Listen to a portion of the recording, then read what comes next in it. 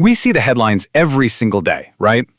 But to really understand why these conflicts feel so impossible to stop, we have to look way past the battlefield. In this explainer, we're going to dig into that, using some pretty fascinating insights from Masaru Satō's book, War and Emergencies, to uncover the hidden logic that drives nations to fight. I mean, seriously, why are they so hard to stop? You look at the news, a conflict like the war in Ukraine, and it just grinds on and on. Diplomatic solutions seem to fall apart. The fighting just never seems to end.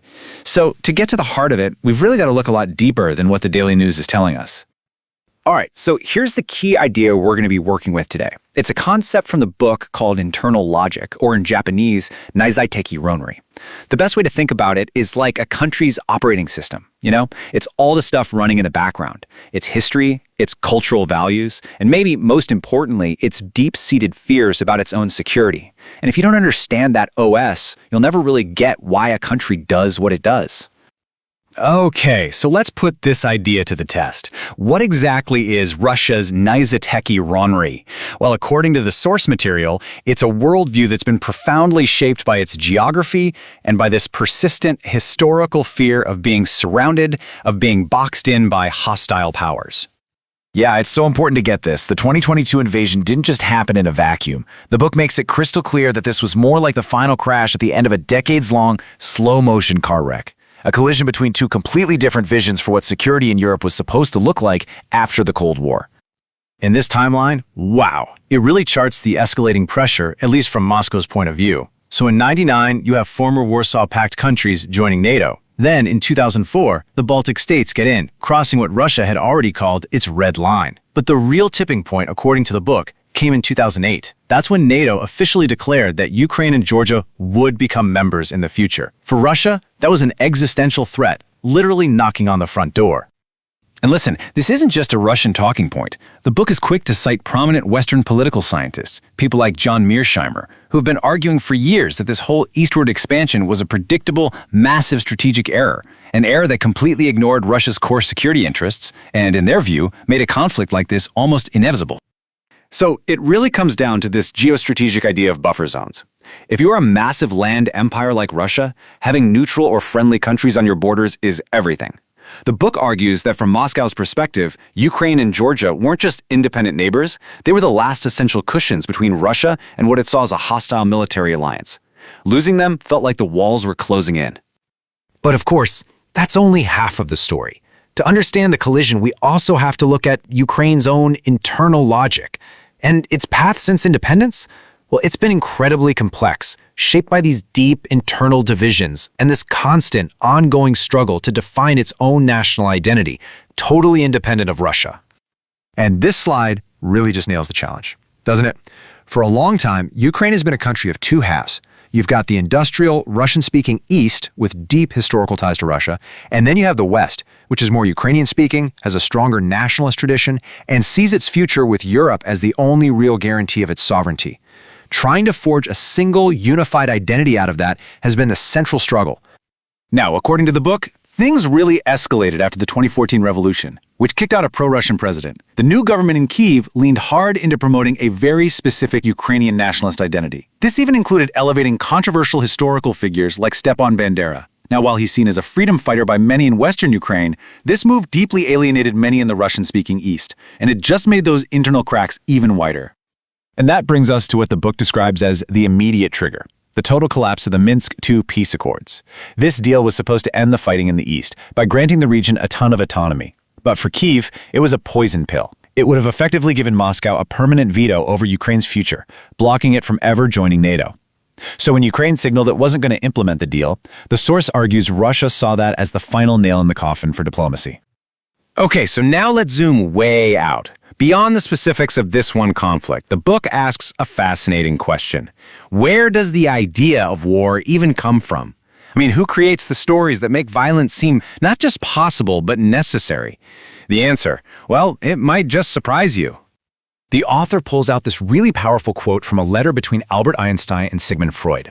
And the argument here is that it's often not the general public that's clamoring for war. Instead, it's the intellectuals, academics, journalists, commentators, who are the most easily swayed by these grand, abstract narratives.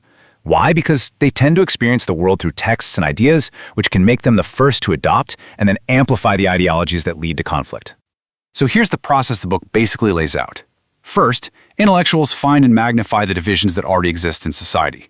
Second, they take really complicated geopolitical or economic issues and reframe them as these simple, moral battles of good versus evil. And finally, the public, who are just overwhelmed by all the complexity and are looking for some clarity, they latch onto these simple, powerful stories. And that's how a climate is created, where war suddenly becomes thinkable. And that leads us to an even deeper, more philosophical level. To really understand the mindset of war, the source turns to this controversial German jurist named Carl Schmitt and his theory about what politics is really all about at its core. Schmitt's big argument was that the ultimate political distinction isn't between left and right or liberal and conservative, it's much more primal. It is the distinction between friend and enemy. And he's clear, the enemy isn't someone you just dislike personally. It's a public group, another collective, whose very existence is seen as an existential threat to your entire way of life. And this is exactly why that mindset is so unbelievably dangerous. Because once a group is defined as the enemy in that way, there's just no room left for negotiation or compromise. You can see echoes of this logic everywhere, right? From international relations to domestic politics, where complex debates get boiled down to a simple us versus them. The source argues that this logic just pushes societies into a zero-sum game where total conflict becomes the only logical outcome. So what's the way out of this trap? Well, the book proposes an alternative meta-logic. It calls it kyosei. Now, the English word is coexistence, but the Japanese term has a much deeper nuance. It's about mutual vitality, about living and letting live. It's the idea of rising above that whole friend-enemy trap by focusing on a shared goal of simple, mutual survival. Okay, let's bring all of this back to the here and now. How do these abstract ideas, internal logic, the friend-enemy trap, how do they actually play out in the 21st century? The source argues that it's not just about territory anymore. What we're seeing is a fundamental clash of entire worldviews. So first off, we have to completely rethink how we measure power. The book, citing the work of the anthropologist Emmanuel Todd, argues that GDP is a deeply, deeply flawed metric. It inflates the value of service economies, things like legal fees in a lawsuit-heavy society, while totally undervaluing the actual physical production of goods. And this chart just illustrates the point perfectly. I mean, look at that difference. In Russia, over 23% of higher ed graduates are engineers. In the USA, it's just over 7%. This points to a totally different kind of national strength, that underlying industrial capacity to actually make things, whether it's tractors or tanks. And that is a kind of power that GDP completely misses. So, the crucial takeaway here is that this war can be seen as a proxy battle between two completely different ways of organizing a society. On one side, you have what the source calls producer nations, which tend to have a more collectivist tradition. And on the other, you have consumer nations with a highly individualist ethos. This is a conflict of values, not just of armies. And that brings us right to our key takeaway. If we only see a conflict through the lens of our own values and our own fears, our own Naizaiteki Ronri, we are doomed to misunderstand the other side's motivations. According to the source, the truly difficult but absolutely essential first step toward peace is to make a genuine effort to grasp the opponent's worldview, even if we completely and vehemently disagree with it. Which leaves us with a final and really challenging question. Is it possible to separate understanding from approval? Can we analyze and comprehend the logic that drives an adversary's actions without in any way excusing or justifying those actions? It's a fine, fine line to walk, but it's perhaps the only one that leads away from these cycles of perpetual conflict.